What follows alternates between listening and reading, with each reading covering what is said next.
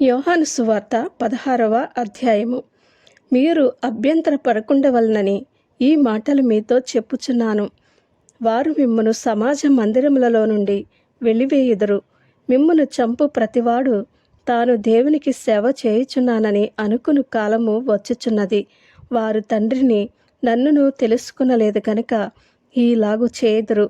అవి జరుగు కాలము వచ్చినప్పుడు నేను వాటిని గూర్చి మీతో చెప్పితినని మీరు జ్ఞాపకము చేసుకునిలాగన ఈ సంగతులు మీతో చెప్పుచున్నాను.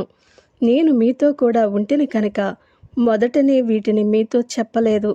ఇప్పుడు నన్ను పంపిన వాని యొద్దకు వెళ్ళుచున్నాను.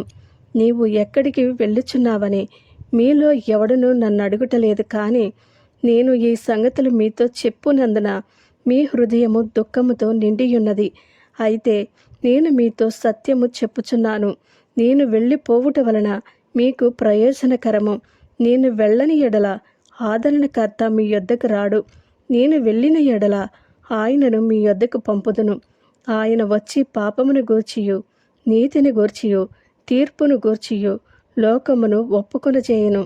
లోకులు నా యందు విశ్వాసముంచలేదు కనుక పాపమును గూర్చియు నేను తండ్రి యొద్దకు వెళ్ళుట వలన మీరిక నన్ను చూడరు కనుక నీతిని గూర్చియు ఈ లోకాధికారి తీర్పు పొందియున్నాడు గనుక తీర్పును గూర్చియు ఒప్పుకొనక చేయను. నేను మీతో చెప్పవలసినవి ఇంకా అనేక సంగతులు కలవు, కానీ ఇప్పుడు మీరు వాటిని సహింపలేరు. అయితే ఆయన అనగా సత్యస్వరూపి అయిన ఆత్మ వచ్చినప్పుడు మిమ్మును సర్వసత్యములోనికి నడిపించును. ఆయన తనంతట తానే ఏమీయూ బోధింపక వేటిని వినునో వాటిని బోధించి సంభవింపబోవు సంగతులను మీకు తెలియచేయను. ఆయన నా వాటిలోనివి తీసుకుని మీకు తెలియచేయను గనక నన్ను మహిమపరచును. తండ్రికి కలిగినవన్నీయు నావి, అందుచేత ఆయన నా వాటిలోనివి తీసుకుని మీకు తెలియచేయనని నేను చెప్పితిని. కొంచెము కాలమైన తరువాత మీరిక నన్ను చూడరు, మరికొంచెం కాలమునకు నన్ను చూచెదరని చెప్పెను. కాబట్టి ఆయన శిష్యులలో కొందరు కొంచెం కాలమైన తర్వాత నన్ను చూడరు, మరి కొంచెము కాలమునకు నన్ను చూచెదరు. నేను తండ్రి యొద్దకు వెళ్ళుచున్నాననియో ఆయన మనతో చెప్పుచున్న మాట ఏమిటని ఒకనితో ఒకరు చెప్పుకొనిరి. కొంచెము కాలమని ఆయన చెప్పుచున్నదేమిటి? ఆయన చెప్పుచున్న సంగతి మనకు తెలియదని చెప్పుకొనిరి. వారు తన్ను అడుగు గోరుచుండిరని యేసు ఎరిగి వారితో ఇట్లనెను, కొంచెము కాలమైన తర్వాత మీరు నన్ను చూడరు, మరి కొంచెము కాలమునకు నన్ను చూచెదరని నేను చెప్పిన మాటను గూర్చి మీరు ఒకరితో ఒకరు ఆలోచించుకునుచున్నారా? మీరు ఏడ్చి ప్రలాపింతురు కానీ లోకము సంతోషించును. మీరు దుఃఖింతురు కానీ మీ దుఃఖము సంతోషమగనని మీతో నిశ్చయముగా చెప్పుచున్నాను. స్త్రీ ప్రసవించినప్పుడు ఆమె గడియ వచ్చెను గనుక ఆమె వేదన పడును. అయితే శిశువు పుట్టగానే లోకమందు నరుడొకడు పుట్టెనను సంతోషము చేత ఆమె ఆ వేదన మరి జ్ఞాపకము చేసుకునదు.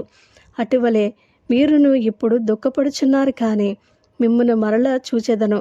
అప్పుడు మీ హృదయము సంతోషించును. మీ సంతోషమును ఎవడను మీ యొద్ద నుండి తీసివేయడు.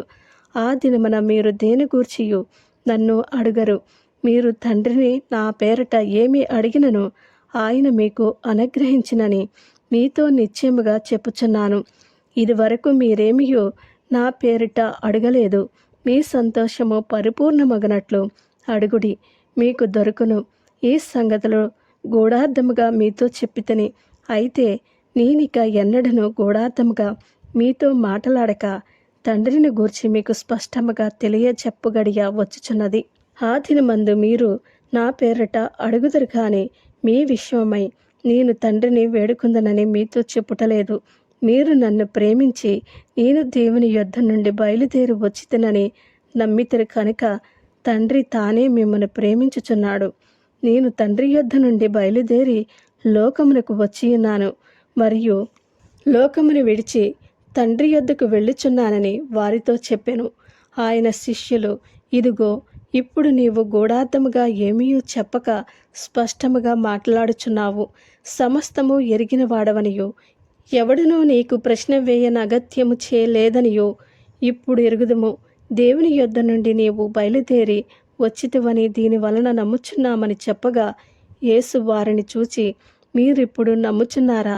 ఇదిగో మీలో ప్రతివాడును ఎవని ఇంటికి వాడు చెదరిపోయి నన్ను ఒంటరిగా విడిచిపెట్టు గడియ వచ్చుచున్నది, వచ్చేయున్నది. అయితే తండ్రి నాతో ఉన్నాడు గనుక నేను ఒంటరిగా లేను. నా యందు మీకు సమాధానం కలుగునట్లు ఈ మాటలు మీతో చెప్పుచున్నాను. లోకములో మీకు శ్రమ కలుగును, అయినను ధైర్యము తెచ్చుకొనుడి, నేను లోకమును జయించియున్నాను అనెను. ఆమేన్.